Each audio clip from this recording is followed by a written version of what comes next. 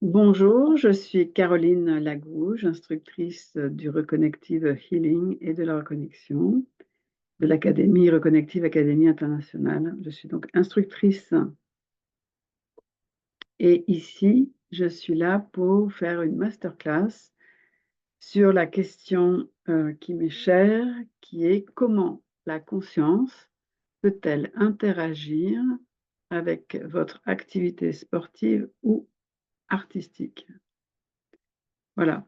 Donc, c'est une question qui m'est chère parce que, en fait, moi-même, je suis danseuse à la- et il s'est posé plusieurs fois la question de la conscience sur mon parcours. Et, et je crois qu'elle est primordiale pour évoluer dans notre art ou notre sport, notre évolution sportive. Voilà, donc ça, c'est le démarrage de ce pourquoi nous sommes là maintenant. Alors, je me suis dit que pour démarrer cette masterclass, ce serait peut-être bien de voir un petit peu qu'est-ce qu'on entend par conscience. Qu'est-ce que veut dire finalement ce mot conscience que on utilise un petit peu à tort et à travers bien souvent, ne sachant pas trop de quoi il s'agit, puisque on va voir que ce mot a eu énormément d'évolution et notamment on s'aperçoit par exemple qu'avant le XVIIe siècle, le mot conscience concernait conscience de la morale, au niveau moral. Donc, conscience du bien et du mal, notamment. Et c'est seulement à partir du XVIIe siècle que des philosophes se sont interrogés au-delà et où le terme de conscience a pris d'autres ampleurs, et notamment au niveau de la représentation mentale, au niveau de la fonction mentale, et en en lien avec, notre existence, en fait. Toujours, relié à notre existence. La conscience de quelque chose aussi. Ce mot a commencé à naître avec, un complément d'objet. Alors, dans ce cas, il y a la faculté de se connaître et de se juger qui est arrivée assez tard, en fait, plutôt vers le 18e. Et de juger sa réalité, sa propre réalité. Il y a la conscience psychologique. Vous voyez, on arrive dans d'autres domaines que celui seulement de la morale. Et ensuite, on peut penser qu'il y a d'autres consciences qui concernent des personnes qui travaillent avec le corps au niveau artistique et au niveau sportif. Là, c'est moi qui ajoute, ces éléments-là. Je ne les ai pas trouvés au niveau philosophique. Par contre, au niveau philosophique, nous rencontrons aussi la conscience sous d'autres aspects dans d'autres cultures. Heu, donc on a vu, qu'avec les philosophes, Kant, Hegel, donc elle avait évolué, à partir du XVIIIe siècle. Hem, qu'ensuite c'est devenu, avec Freud, heu, la conscience, elle s'est posée par rapport à l'inconscient, conscient, inconscient. Donc encore une autre manière de parler de la conscience, qui est très intéressante en ce qui concerne, notre activité sportive ou artistique comme la danse ou la peinture ou n'importe quel art. Hem Et donc elle commence à elle arrive, dans le zone du psychisme, en fait. On commence à parler de conscience en relation avec le psychisme. Au niveau de phénoménal, la conscience arrive avec le ressenti ensuite. et c'est devient une présence de l'esprit à lui-même. Donc ça, assez récent en fait, hein. Alors qu'on aurait la peut-être, la croyance de penser que ça a toujours existé, mais non. Non, non, pas du tout. Et donc, la connaissance, elle est réflexive et elle est aussi liée à l'intuition.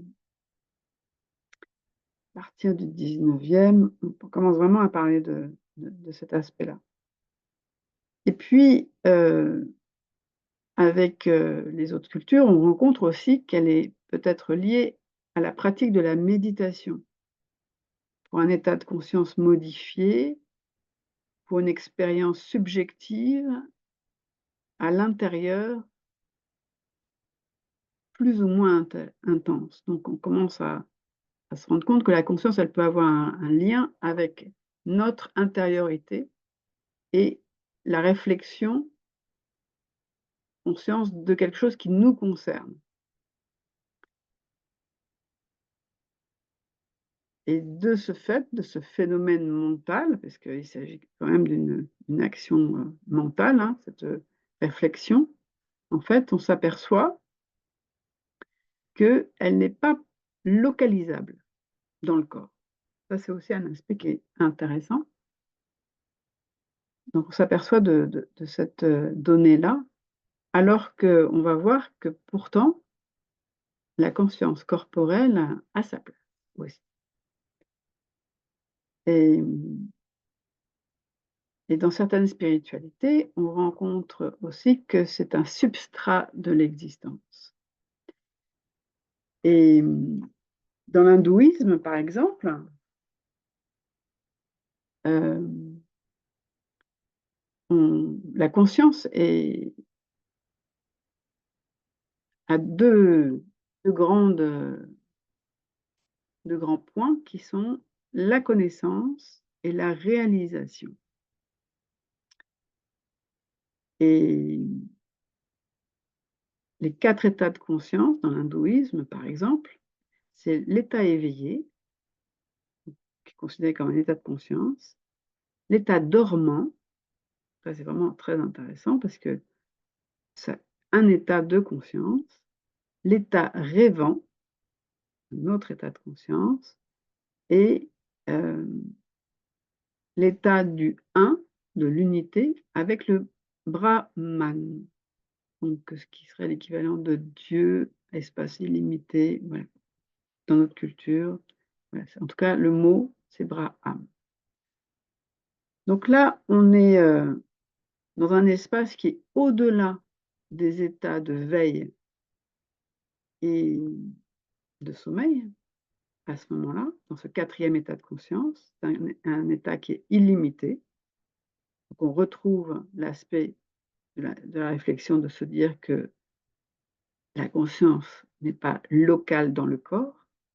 Elle peut être dans le corps, mais pas seulement. En fait, on ne peut pas la localiser à un endroit particulier. Et et aussi, c'est un espace, cette conscience dont parle, le 4e état de conscience, hindouiste, le un avec le Brahman, c'est un état qui est considéré comme la source.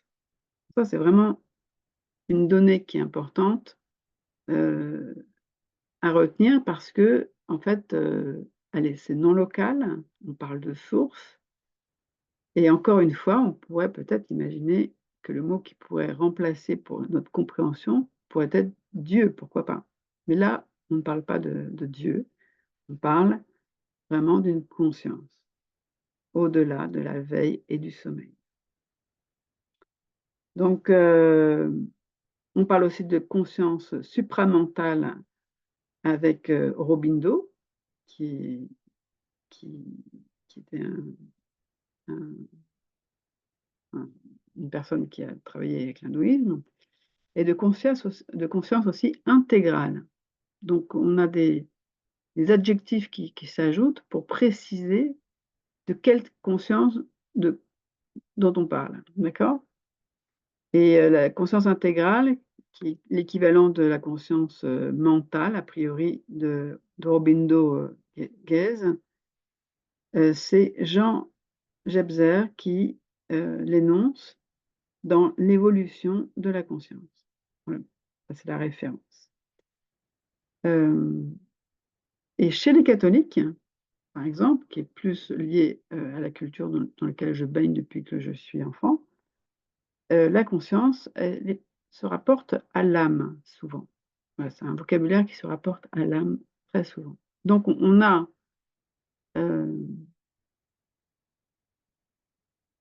ne pose pas la question du local, pas local, mais en tout cas, voilà, on parle de l'âme, pour une conscience qui est au-delà, hein, de la veille et du sommeil. Voilà, donc ce qui m'intéresse, c'est de réaliser, dans un premier temps, qu'on utilise ce mot conscience sans préciser de quoi on parle. Et donc les adjectifs, finalement, peuvent nous aider à nous situer. D'autant que je crois que c'est important de réaliser avec quoi on travaille quand on fait du sport. On travaille avec son corps, on travaille avec son mental. Souvent, d'ailleurs, les grands sportifs, on parle de sportifs qui ont un mental fort. Et puis, en art, alors en art, c'est beaucoup plus délicat. Les artistes, en général, n'aiment pas trop qu'on aille fouiller d'où vient l'inspiration, parce que c'est une alchimie intérieure qui est spécifique au travail artistique individuel et qui finalement regarde que l'artiste. Bon.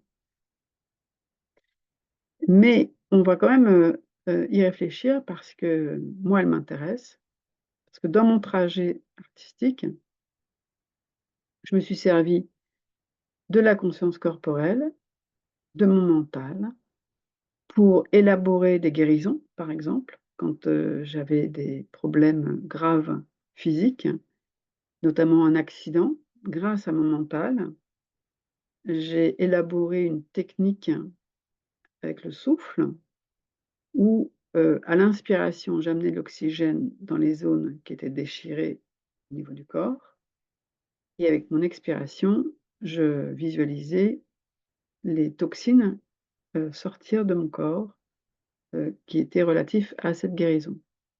En allant très précisément au lieu de déchirement, muscle après muscle. Donc, on peut utiliser la conscience de son corps et opérer vraiment avec le souffle, faire une opération chirurgicale, hein. J'aime employer ce mot pour cette aventure-là parce que c'est vraiment ce que j'ai fait pendant 1 mois. J'étais condamnée à vraiment par les médecins à boiter toute ma vie.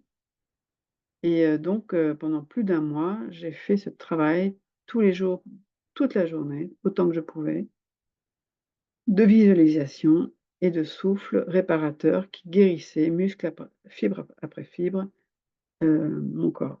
Ça, c'est un premier travail de conscience qui est vraiment important et je pense que, heu, toute personne a cette capacité, d'imaginer, de visualiser. Si les gens ne visualisent pas facilement, on peut leur apprendre. C'est quelque chose de simple à apprendre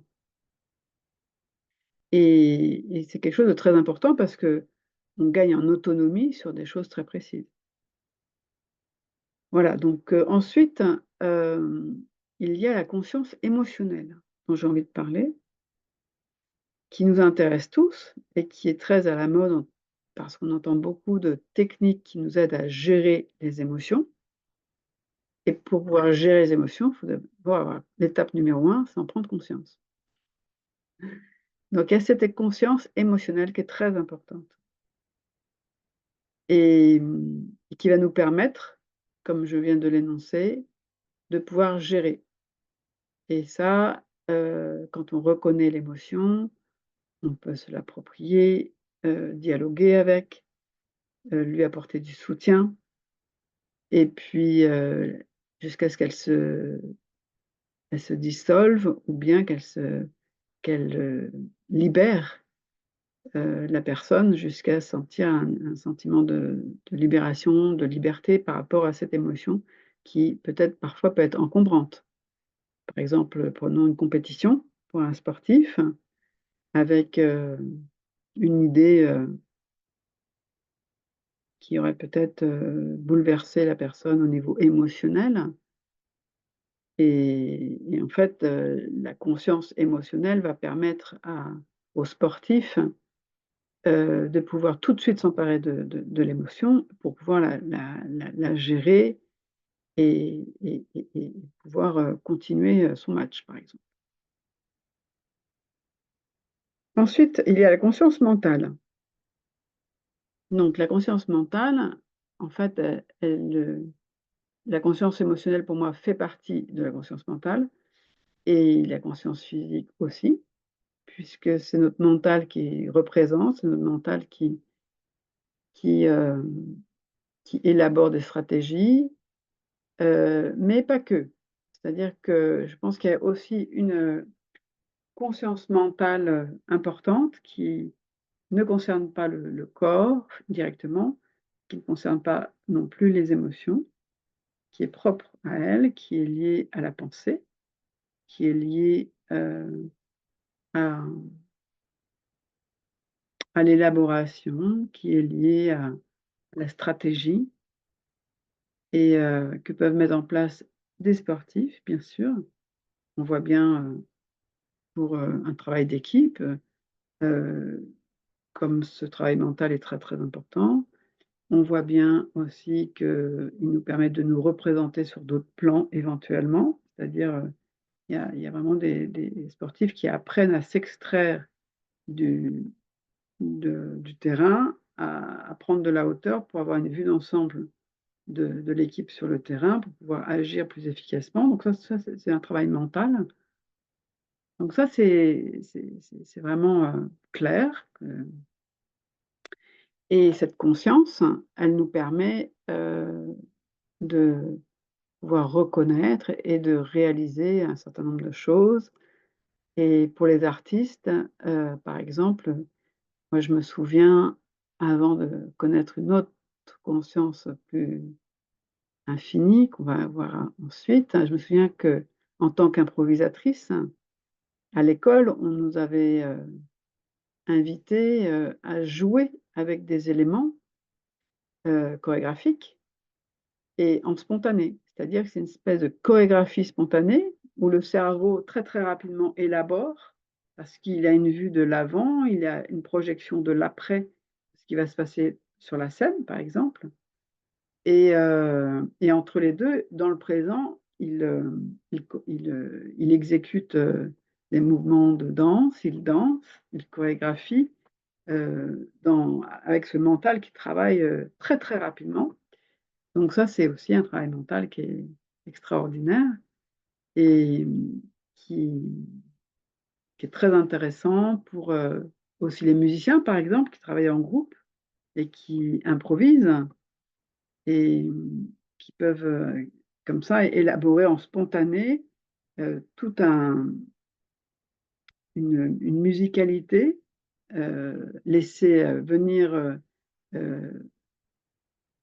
des éléments, mélodieux ou au contraire justement jouer. Voilà, ils peuvent jouer sur des décalages, ils peuvent jouer sur des surprises, des étonnements, d'une manière totalement, mentale, précise et choisie. Ça, c'est très important, voilà. Donc le mental va choisir et au niveau sportif, le mental va choisir, et ça peut être à un très, très haut niveau où, vraiment il y a une vue d'ensemble et de la même manière, il y a une improvisation permanente dans une équipe de basket, par exemple, ou de football ou peu importe et donc ce mental va travailler et choisir très rapidement, ce qui va se faire. Donc tout ça, ce sont des choix de conscience. La conscience qui est vraiment, heu, qui peut être très, très élevée à cet endroit, où les choix, peuvent être, les plus, surprenants, les plus singuliers, les plus originaux pour pouvoir surprendre, les personnes qui jouent en face ou avec quand, c'est artistique et puis en face, voilà, enfin voilà. Oui, on peut élaborer quelque chose de très fin et très intellectuel avec une conscience comme ça de un niveau mental qui est très, très puissante. Voilà, donc ça c'est, en termes d'équilibre, de rééquilibrage, de soins à la personne en thérapie, par exemple. Il y a aussi des thérapeutes qui peuvent jouer avec différentes techniques.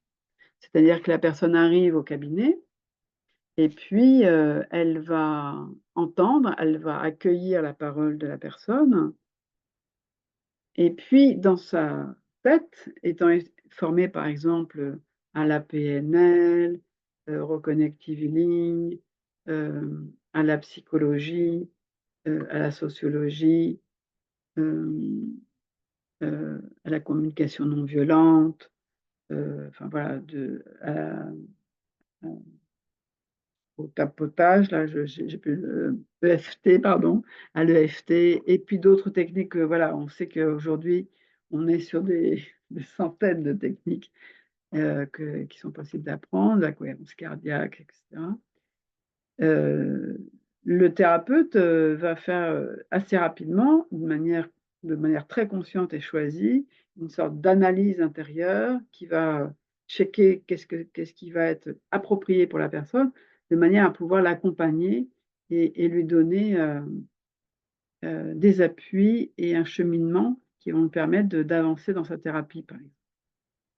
Donc ça, c'est du mental.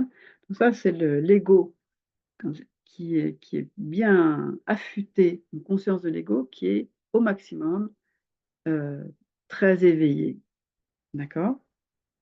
Quand je dis ego, il y a rien de négatif, contrairement à ce que d'autres personnes peuvent, penser. Donc ça, c'est un certain type de conscience et donc cette interaction, elle est puissante. Plus la conscience est importante, plus la conscience est efficace. D'accord? L'interaction avec le sport ou l'art, en fait, va offrir, des actions, qui dont il va résulter, une certaine satisfaction, soit physique, soit émotionnelle, soit mentale ou les 3. Souvent les quand c'est vraiment un très beau niveau, les 3 en même temps. Voilà, donc ça c'est un premier point. Puis un deuxième point qui me dont je veux vous parler, qui est, d'abord apparu dans mon cheminement avec la danse, qui est cette conscience que les hindous peuvent appeler peut-être, le un avec le Brahman, que peuvent appeler certains scientifiques le chant du point zéro, que peuvent appeler, d'autres personnes le chant quantique, que peuvent appeler d'autres personnes l'intelligence de vie. Hem, qui est un état vibratoire au-delà de l'ego, qui n'a pas de place particulière dans le corps physique, comme peut avoir le mental, par exemple, mais qui en même temps est dans chaque cellule. Cette conscience, elle est présente chez toutes les personnes, plus ou moins endormies. C'est ça la question. Et qu'est-ce qu'elle peut apporter par rapport au sport et à la danse, par exemple, ou la musique, ou la peinture, ou voilà, l'art que vous voulez? Hem, elle apporte un souffle, un souffle de la source, une interprétation de la vie qui passe à travers une personne, le sportif ou la sportive ou l'artiste, pour s'offrir au monde. Mais plutôt que de prendre, heu, le chemin de l'inconscient, en fait, elle va se présenter physiquement, émotionnellement et mentalement, de manière totale dans la personne. À cet endroit-là, l'ego fait sa révérence, laisse la place au cœur. C'est le cœur, relié à la source et à l'immensité, à cette dimension du un, de l'unité qui est dans toutes les cellules et dans l'espace et dans le champ quantique et voilà, qui n'a pas de lieu particulier, qui n'est pas logé quelque part, qui s'exprime. Et donc, moi, par exemple, dans mon expérience, hem, j'ai eu dans mon cheminement une recherche avec la nature et c'est grâce à la nature, parce que j'ai eu envie d'accueillir totalement et de laisser faire l'intelligence elle-même à travers mon corps, sans intervenir, que j'ai découvert se laisser place, laisser cette place, se laisser faire, se laisser être, se laisser amour, en action et donc je l'ai vraiment enfin je le vis en danse depuis, depuis peut-être une trentaine, attendez, exactement, je vais vous dire, depuis 1980, de manière bien consciente depuis 1992 et suite à un état, voilà, particulier qui que j'ai vécu dans mes cellules, qui m'a donné vraiment accès à ce champ de conscience et en fait, grâce à la danse, j'ai pu retourner, plonger dans cet état de conscience, qui n'est pas un état de conscience modifié comme on l'appelle, où il y aurait une perte de conscience, de la réalité. Pas du tout, au contraire. La conscience de la réalité est plus que totale, beaucoup plus importante que dans la conscience, on va dire, ordinaire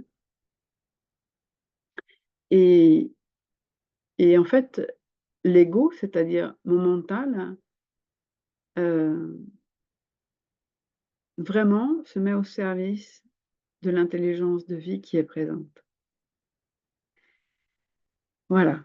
Ça, c'est vraiment, très important parce qu'à chaque instant, dans cet endroit-là, la danseuse est surprise de ce qui se passe, la chorégraphe aussi et ce qui se passe est absolument parfait, bien plus intéressant que ce que la chorégraphe aurait pu imaginer avec son mental. Bien au-delà des possibilités physiques, souvent.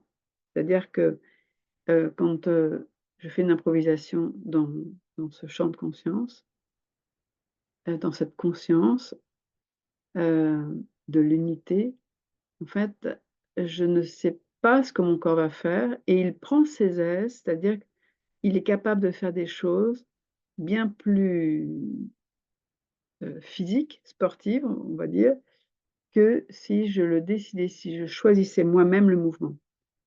Et c'est-à-dire qu'il y a vraiment un laisser place du corps aussi. Les émotions de même, c'est-à-dire qu'il peut y avoir des émotions, si elles viennent pas de l'ego, elles viennent d'un espace qui serait plus en relation avec la grâce, un espace que je ne décide pas. Et au niveau de mon mental, il regarde, il observe, heu et il se délecte de l'aventure. C'est une vraie joie.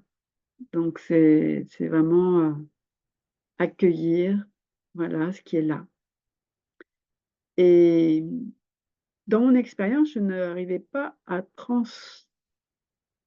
être à cet endroit-là avec, mon quotidien. C'est la danse qui me donnait le le pont pour y être et et jusqu'au jour où, le Reconnective Healing a pointé le bout de son nez. C'est-à-dire qu'en 2013, j'ai rencontré le livre d'Eric Pearl, La reconnexion.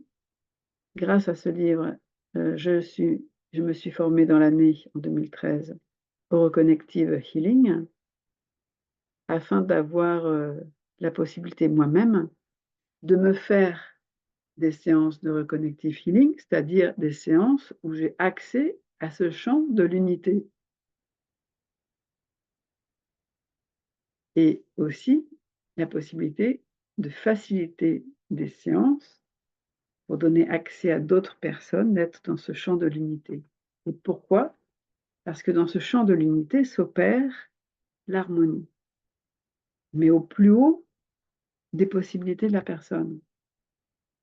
Il n'y a rien qui est forcé, c'est juste il y a une place qui s'offre, laisser et la conscience, à cet endroit-là, peut laisser le sportif, l'artiste et aussi la personne ordinaire dans son quotidien ou en soins pour elle-même ou pour quelqu'un d'autre, dans ce champ de l'unité.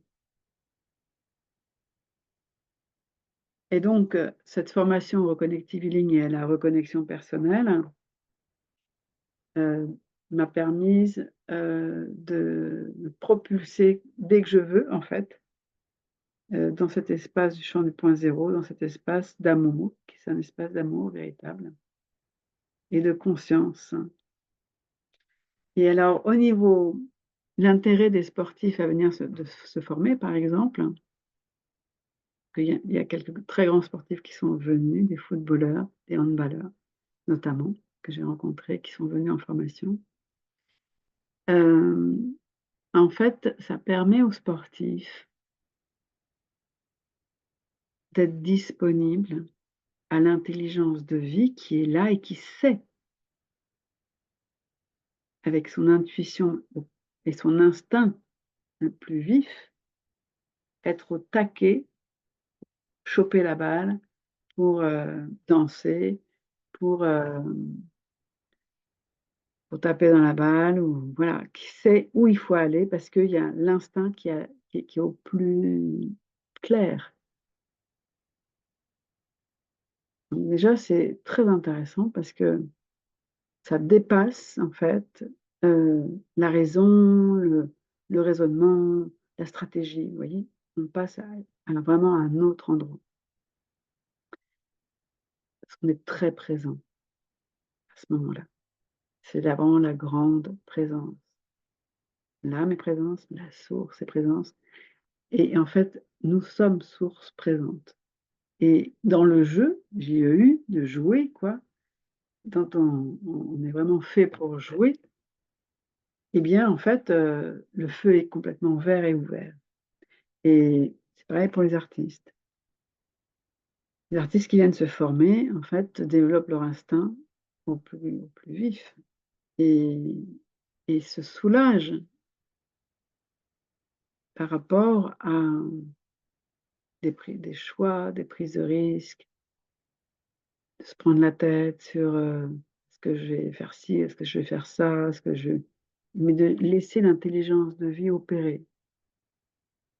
C'est-à-dire que, par exemple, si je fais une sculpture avec des bois flottés, donc je rassemble mes bois flottés, l'attitude de la conscience égotique égoïque, qui est vraiment, puissante, forte et belle, elle va élaborer, imaginer, assembler, essayer, faire une stratégie des formes et cetera. Et la conscience qui est liée au champ unifié,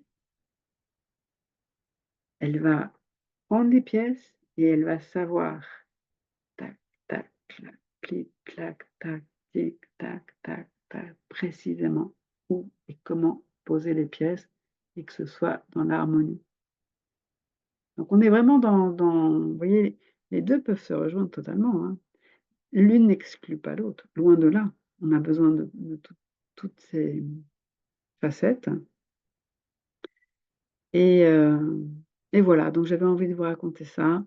Pour moi, c'est très important. J'espère que cette masterclass vous aura plu. La conscience, comment la conscience peut-elle interagir avec votre activité sportive et ou artistique? Vous voyez, il y a différents types de conscience. Conscience physique, conscience, émotionnelle, la conscience mentale, la conscience, on va dire spirituelle, mais c'est plus juste de parler d'une manière moins connotée peut-être, mais vraiment la conscience du champ unifié, de l'unité, qui est sans location, une intelligence, vive, qui est vraiment liée à la qui est la source elle-même qui s'exprime à travers nous, avec chacun d'entre nous, d'une manière unique. Et et voilà, et l'artiste va être le filtre unique d'une expression particulière de ce chant unifié et c'est vraiment on baigne dans la beauté et beaucoup d'amour. Je vous remercie de votre attention. À bientôt.